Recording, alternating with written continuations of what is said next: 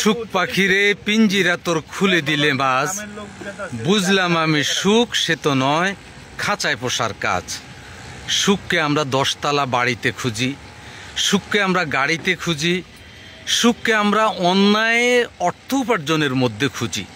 কিন্তু না, সুখ যদি থাকে সেটা এরকম ছোট্ট একটা কুড়ে ঘরেও থাকতে পারে।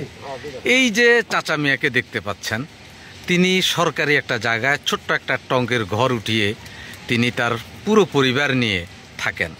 সারাদিনে যা কিছু বেচা কিনা করেন তা দিয়েই তিনি খুব সুখে আছেন। কাকা, আপনি কাকে নিয়ে থাকেন আপনার বাসায়?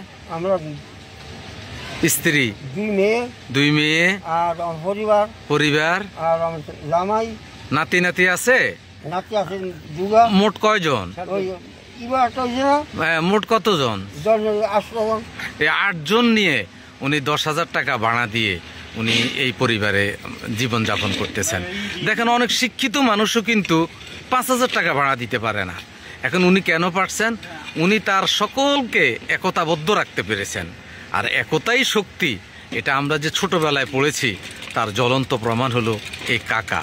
তিনি এই বয়সে ছোট্ট চা দোকান করে সবাইকে নিয়ে 10,000 টাকা একটা ফ্ল্যাটের ভাড়ায় সারা দিন শেষে আপন নিড়ে গিয়ে তিনি সুন্দর মতো ঘুমাতে পারেন। আসুন আমরা কাকার মতো একতাবদ্ধ হয়ে সুখ খুঁজি, তবে আমরা অল্প সম্পদের মধ্যেও সুখ পাব। নতুবা আপনি 10 তলার বাড়ির মালিক হতে পারবেন, কিন্তু ট্যাবলেট খাওয়া ছাড়া ঘুমাতে পারবেন না। ভালো থাকবেন। আল্লাহ হাফেজ। সালাম আলাইকুম।